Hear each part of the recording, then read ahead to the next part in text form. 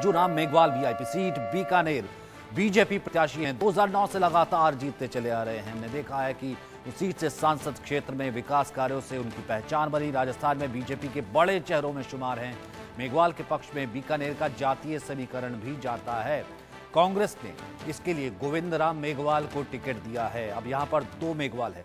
अर्जुन मेघवाल हमने देखा है कि दोनों टर्म में थे और आते हैं किस तरीके से अर्जुन मेघवाल के साथ यहां दिया है गोविंदराम मेघवाल को टिकट। मुकाबला कैसा है ये हम मयंक से जानेंगे, ओपिनियन कैसा है। लेकिन आलोक सर, एक आपका ओपिनियन इस फाइट पर।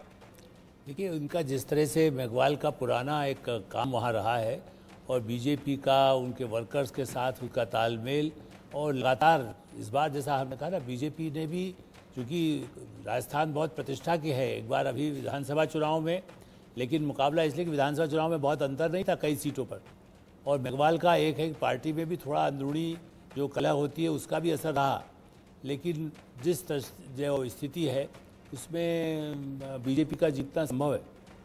बीजेपी का जीतना संभव है। अब यहाँ से जीत सकते हैं कि नहीं जीत सकते हैं अर्जुन मेघवाल, गोविंद मेघवाल आगे, और कहा कि जो जातीय समीकरण है उसको लेकर के यहाँ पर सीट कई बार टिल्ट भी हो सकती है। अरविंद सर, क्योंकि यहाँ पर हमने देखा जातीय समीकरण बहुत ज़्यादा मायने रखता है।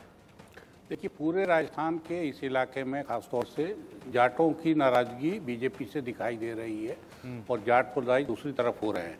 एक किसानों का भी मसला है, लेकिन ज़्यादातर जातिगत मामला है और वो चीज़ यहाँ इनको परेशान कर सकती है काफ़ी, क्योंकि बीकानेर ऐसा इलाका है जहाँ जाटों के वोट कई विधानसभा कॉन्स्टिट्यूंसीज में डिसिसिव हैं।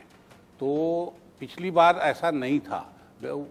अध्यक्ष बदलने से, बीजेपी ने अध्यक्ष बदला जाट, उसके बाद से ये नाराजगी बढ़ी है और बढ़ती गई है लगातार। तो वो अगर संभल गया तो निकाल लेंगे, अदरवाइज मुश्किल होगी।